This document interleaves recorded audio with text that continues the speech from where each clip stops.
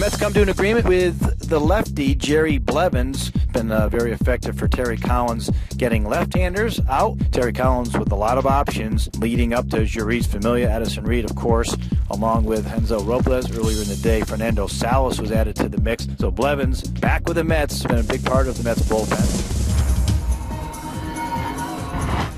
I'm Matt Waymeyer with the MLB.com FastCast.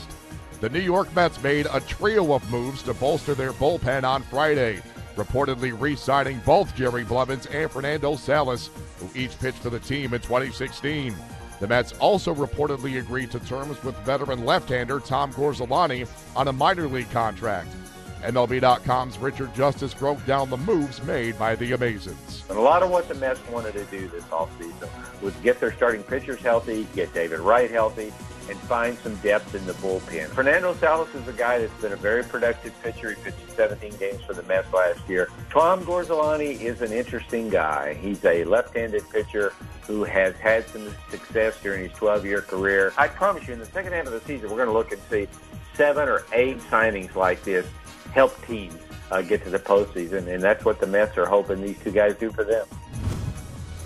The Los Angeles Dodgers also strengthened their bullpen on Friday as they reportedly agreed to terms with right-handed reliever Sergio Romo on a 1-year deal. MLB.com Dodgers reporter Ken Gerdick discussed L.A. coming to terms with the 33-year-old who had spent the entirety of his 9-year career with the arch-rival Giants. In one way, he kind of slides in Joe Blanton's spot, who was primarily the setup man for Kenley Jansen. A much different look with the slider, different look than hitters would get from Jansen. Of course, the Dodgers like to mix and match, so it's not necessarily strictly an 8th-inning job. He could come in earlier or even later, depending on what part of the lineup the Dodgers are facing. But he's got the late-inning experience. He's cool and calm in those situations. So for a generally young bullpen, beyond Jansen, you've got a veteran who's been through the wars, World Series and all. The Houston Astros reportedly avoided arbitration with reliever Will Harris as the two sides agreed to terms on a 2-year deal.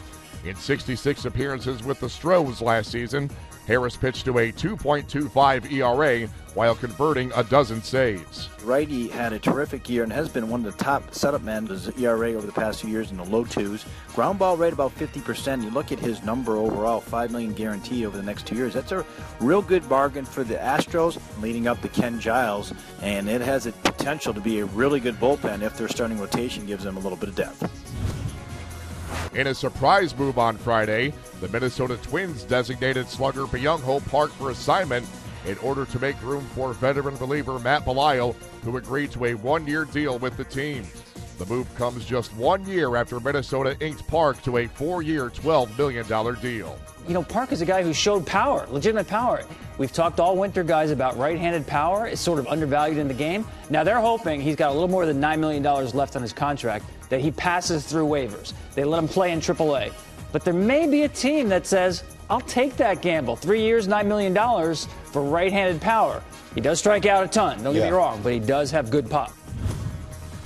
For more on these stories and the very latest hot stove activity, keep it locked in to MLB.com. It's baseball everywhere.